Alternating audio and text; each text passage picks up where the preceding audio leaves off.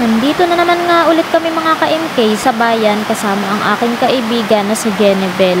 Pagkadating nga namin dito ay bigla siyang nag-aya na kumain daw kami dito sa Kulawong Barako dahil gusto daw niyang matikman ang pagkain dito. At ito na nga mga ka-MK, ready to eat na. Ay kabilis nga lang ma-serve ang order namin, abay wala pang 5 minutes na i-serve na. Masyado nga kaming na-curious mga ka-MK kung ano nga ba talaga itong Kulawong Barako na ito. Ito pala ay lamang loob ng karning baka.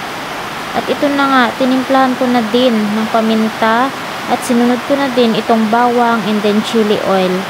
Nakakagana kasing kumain kapag maanghang kinakain ko. Manhid na kasing tong dila ko kaya hindi na makaramdam ng anghang. Parang pares nga lang pala ito kaya kumpleto din sa Ricardo. Kaya ikaw nang bahalang magtimpla, depende sa iyong panlasa. Sa akin kasi mga ka-MK gusto ko medyo maalat. Wow, medyo maalat. Kasi maalat din ako magmahal, char. Kain po tayo. At ito na nga, matitikman ko na din itong Kulawong Barako na tinatawag nila. At abay, may pahalo-halo pa si Mayora. Kakaiba nga itong lagayan nila ng halo-halo mga ka-MK. Ito pala'y biniak na buko at may papayong pa ang auntie mo. San ka pa? Takam na nga ako at parang gusto ko ng tikman. At ito naman pala mga ka-MK ang Kulawong Barako nila. At meron ding iced tea na nakatower pa. Kaya sa mga taga-Sablayan na gustong kumain din dito, unli rice nga pala sila at unli juice na rin. After nga namin kumain, pumasok kami dito sa DIY para magpalamig lang pala. O diba?